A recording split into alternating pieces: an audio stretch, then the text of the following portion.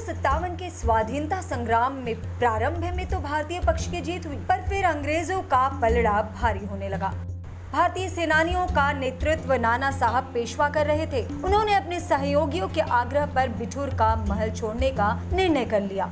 उनकी योजना थी कि किसी सुरक्षित स्थान पर जाकर फिर से सेना एकत्र करें और अंग्रेजों के लिए नए सिरे से मोर्चा लें।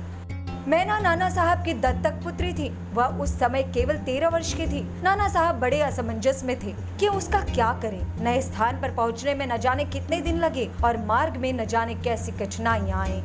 अतः उसे साथ रखना खतरे से खाली नहीं था, पर महल में छोड़ना भी कठिन था। ऐसे में मैना ने स्वयं महल में रुकने की इच्छा प्रकट की।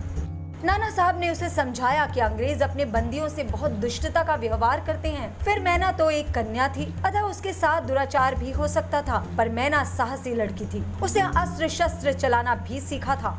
उसने कहा कि मैं क्रांतिकारी की पुत्री होने के साथ ही एक हिंदू लल्ला भी हूँ। मुझे अपने शरीर और नारी धर्म की रक्षा करना आता है। अतः नाना साहब ने विवश होकर कुछ विश्वस्त सैनिकों के साथ उसे वहीं छोड़ दिया। पर कुछ दिन बाद ही अंग्रेज सेनापति हे ने गुप्तचरों से सूचना पाकर महल को घेर लिया और तोपों से गोले दागने लगा। इस पर मैना बाहर आ गई। सेनापति हे नाना साहब के दरबार में प्रायः आता था, अतः उसकी बेटी मैरी से मैना की अच्छी मित्रता हो गई थी।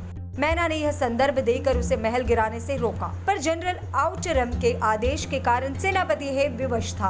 अतः उसने मैना को गिरफ्तार करने का आदेश दिया। पर मैना को महल के सब गुप्त रास्ते और तहखानों की जानकारी थी। जैसे ही सैनिक उसे पकड़ने के लिए आगे बढ़े, वह वहां से गायब हो गई। सेनापति के आदेश पर फिर तोपें आग उगलने लगी और कुछ ही घंटों में वह महल ध्वस्त हो गया।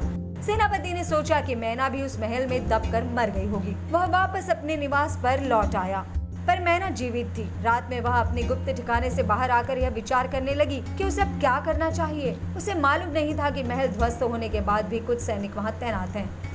ऐसे 2 सैनिकों ने उसे पकड़कर आउटरम के सामने प्रस्तुत कर दिया। नाना साहब पर 1 लाख रुपए का पुरस्कार घोषित था। जनरल आउटरम उन्हें पकड़कर आंदोलन को पूरी तरह कुचलना तथा ब्रिटेन में बैठे शासकों से बड़ा पुरस्कार पाना चाहता था।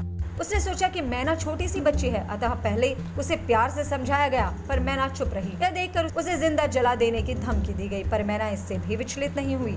अंततः आउटरम ने उसे पेड़ से बांधकर जलाने का आदेश दे दिया। निर्दयी सैनिकों ने ऐसा ही किया। 3 सितंबर 1857 की रात में 13 वर्षीय मैना चुपचाप आग में जल गई। इस प्रकार उसने देश के लिए बलिदान होने वाले बच्चों की सूची में अपना नाम स्वर्णाक्षरों में लिखवा लिया।